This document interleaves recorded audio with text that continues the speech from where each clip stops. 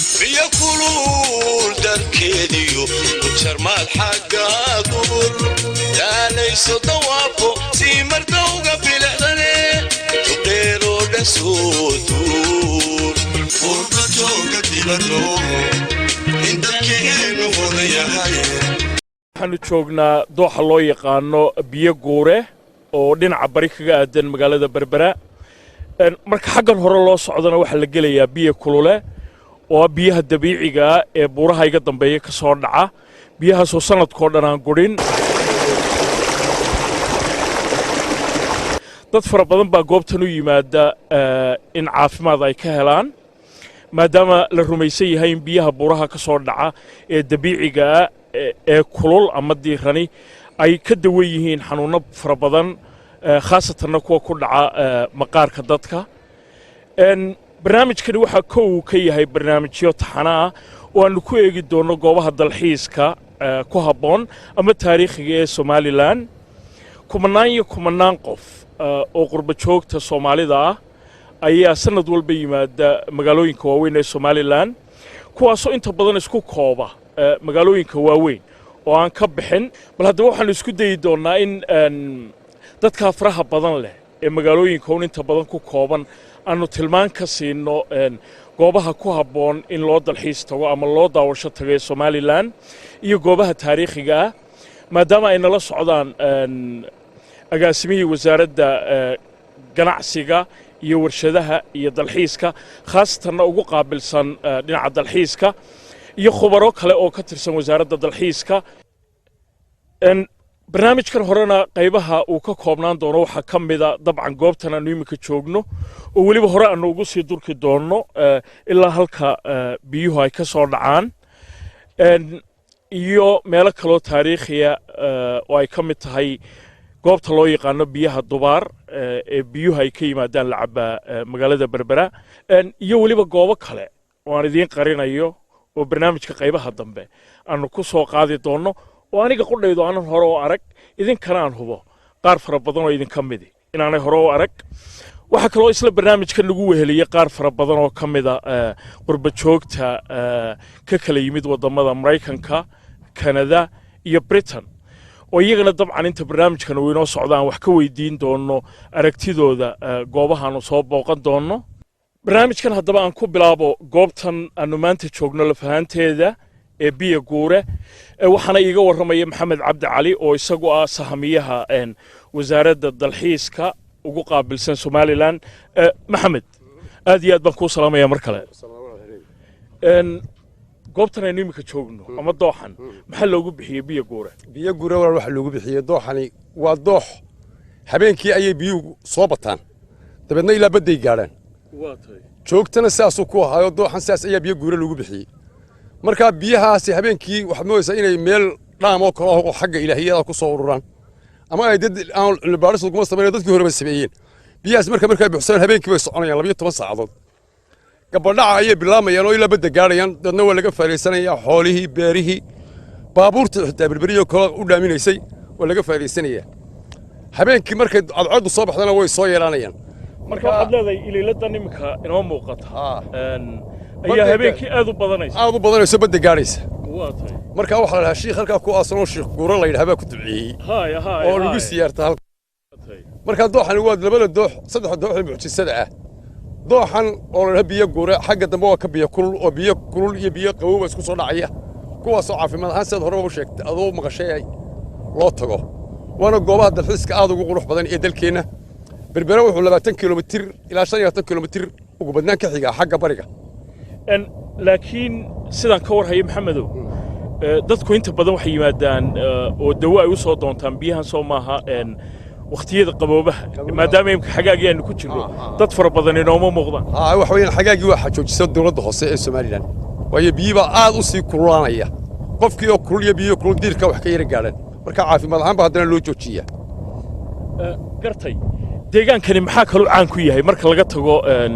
dabcan biyahan kulul waxa uu caan ku yahay xaggan dambe imika buurtan lagu beegan dabadeeda waxa meesha la dhambarin oo goob arkeolojiya oo weyn oo sida laasgalo kala u dhiganta xaggan kale waxa ka xigta meesha loo jiray dubaar oo iyadana biyaha berberi ka cabto ay soo maraan waxa joogta dibriyaad wuxuu caan ku yahay ugaadh fara badan oo xayawaano fara badan oo daanyeerkii ka mid yahay oo dhahalkii dhidarka oran jiray ka mid yahay oo garanugti ka mid tahay oo gorayadii ka mid tahay oo fara badan oo iyaguna duurjooga oo xeebta Soomaaliland qani ku ah waxa intaa dheer xoolo dhaqatadii iyo dee iyaguna wixii kale aynu qabsan jirnay oo reer miyigeeni dadka xoolo dhaqatada way degan yihiin halkan yihiin waxa weeyaan dad aan guurin ba jooga oo dhaha milcmeer oo aan iyagu xagaay ka bixin hadday xagga qabow u baxaan dhimanayaba marka dadkaas ayaa jira oo dee waxa weeyaan waa nolol isku qoofalan marka waad arkaysaa oo dee ninka biyaha iska haysta marka waxa wax dhibaato badan ma qabo kulaylku dhulkana buurahan wuxuu ka helayaa keefis meelin oo godada oo qabow oo leeru sameynaya marka waxa weeyaan dooxan waxa la biyo guure saasana biyo guure kula baxay habeenkii bay badanayeen biyaha oo shalaab noqonayaan dooxani marka waa goob dalxiiska aad ugu qaaliya gurigii lagu meedhanayna waa halkan waa guudkeena imika cidimo joogto taa musqushiisa dacal nooga muuqdo waxa weeyaan halkii oo xaggana biyo kulul baa ka yimaada laakiin kuwa nadiifti waa xagga hore oo waxa loogu talagalay marka qofku biyaha kulul soo galo inuu xaggana iskaga rogo xaggana iyagoo kulul baa ka imanayaba oo isku darsamayeen qabowga iyo kulaylkii laba waxa weeyaan waa halkan laga metelaba soonaysaa baxalahan Yurub iyo ku meedhataan ee biyaha kulul iyo biyaha qabow la isku furo waaba tiyo Ilaahay isku daray ayaa halkana waa tahay horey noogu sii socon doona halka maxamed tilmaamayey oo ah dabcan halkay biyo ka soo dhacayaan laakiin haddii dhinacan aan idiira tuso buuraha waa hogagii uu ka sheekaynayey maxamed waxaan filayaa inay halkaa idinka muuqanayaan daayeero fara badan oo iyaguna deegaankan jooga daayeerkaasi milicda wuxuu ka gelayaa hogaga uu imikaba ka soo jeedo marka halkaasuu ka hadhgalaa deedna biyaha iyo baadkaana wuu isku goosanayaa deedna kama qasna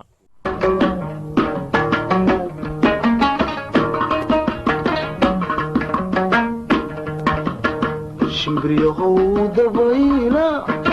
daruuraa dhex maraya dainkii ku uma orodkuugu dawgalay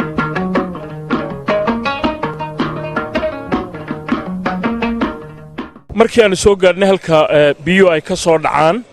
ayaa markiiba mid ka mida gawaadhidii aanu wadanay uu dooxii galay iminka waxaa khasab noqonaysa in la riixo si gaadhiga meesha laga saaro weliba gaadhiga waxaa wataa nin ka mida raggii maanta garwadeenka noo ahaa waxa weeyaan maareeyaha sharikadda loo yaqaano dalxiis.com oo iyagu ka shaqeeya sida magacooduba uu tilmaamayo dalxiiska oo dadka geeya meelaha daawashada iyo dalxiiska ku fiican markaa mukhtaar iyo sheekadiisu hadhow bay inoo dambaynaysaa boorta gaadhiga aan gacanta yara saarro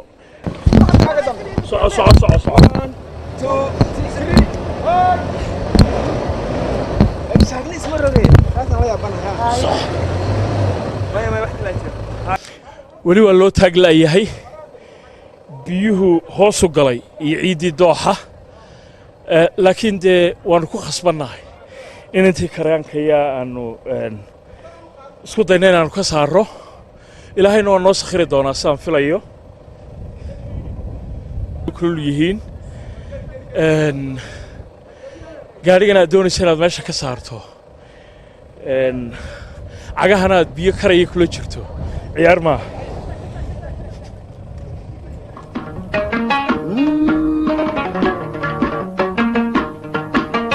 warqadan daboolani dusha sawirku kagaya dawadii qalbiga degdegiga gaarsiin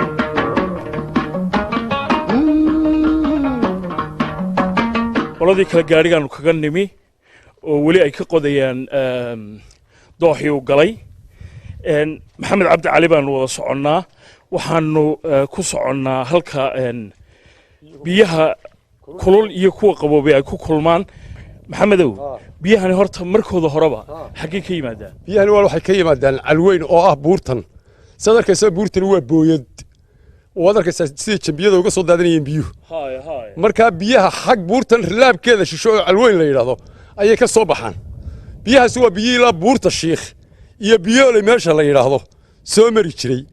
marka waxa weeyaan halkan unbay dee markay soo gaabteen ay inooga soo boodeen kuwa kulina xagga bariga oo cadad soo baxa iminka inaga xigta ayay kaga soo darsamayaan waxaana ku tusayaa halkii ay ku kulmeen waxaan jeclay inaan wax yaroo kale idin tuso biyahan halkan aad ku arkaysaan ilayladda ah oo markaad cagaag geliso aad iyo aad u diiran waxay ka soo dhacayaan buurahan iyagoo ilayladaad moodo halkan haddaan idinka tuso waa kuwan buurta ayay san uga soo da'ayaan laakiin markay buurta ka soo dhacayaan waa qabow waxaase la ii sheegay in qaar kale ay jiraanoo iyaguna kulul oo deedna meel dhexe ay iskaga soo darsamaan halkani waa biyo kulul biyahaas dhinacaas maraya waa biyihii qabowaa halkan kuwa maraya waa biyihii kululaa oo waad haddaad iminka cagta saarto xayaabaa saaran ma xoojin karaysid oo waxan waa xayaabo iminka kuu muuqda waa kuwa waad arkaysaa biyahaasi markaa waxa weeyaan waa biyo kulul oo aan bini'aadamku xojinaynin sida aad arkayso markaa waxa weeyaan biyihii kululaa halkaas ayay kaga soo dareen kuwii qabobana waa halkaa markaa labadaa biyayo markaa isu yimaadaan ayay israacayaan marka biyo kulul iyo biyo guure halkay ku baxday waa halkan oo biyihii guureynayana waa kuwa cabdisalaan haleeriyow kuwii kululana waa kuwa halkaa ka soo degaya ilaha ka soo baxaya marka cadceedka soo dhac bay ka imanayaan kuwana south bay ka imanayaan iyo koonfur marka way israacayaan marka dadku ay caafimaadka u soo doonanayaan maxamedow halkan oo kale ma biyahay dhex jiibsadaan miyay ku maydhaan maxay sameeyaan waxay sameeyaan barkada yaryar bay halkaa hore ku leedahay xagga dambena meelaha looga sameeyey la xidhay oo la soo joojiyey marka waxa weeyaan biyuhu laba meelood halkan iminka aynu joogno iyo xaggaa dambe oo aynu soo dhaafnay bay ka soo baxaan labadaa meelood biyaha kululi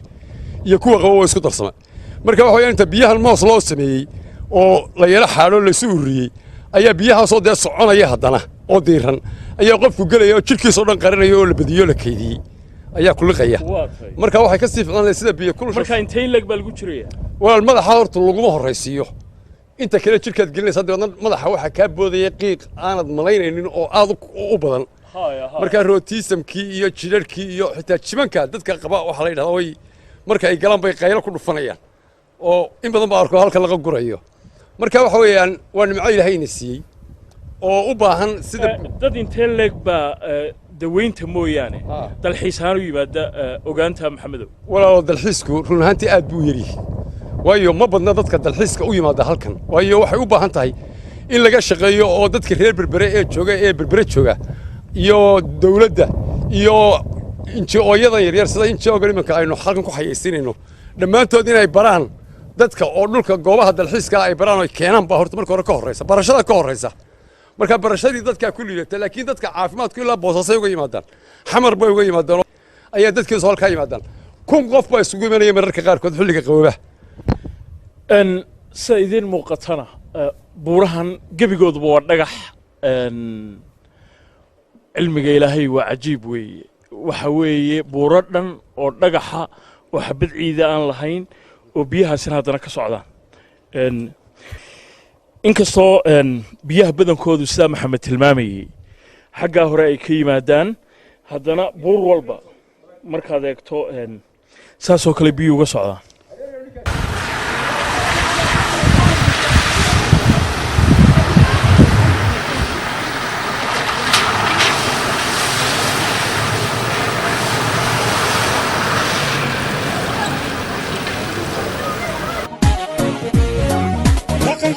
dalxiiskuba wadhuuxa qaranko dhabtii qaadhismeedkay dhantadu ka kow tahaye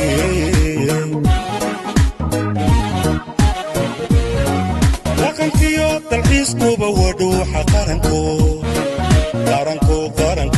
dhabtii qaadhismeedkay dhantadu ka kow tahaye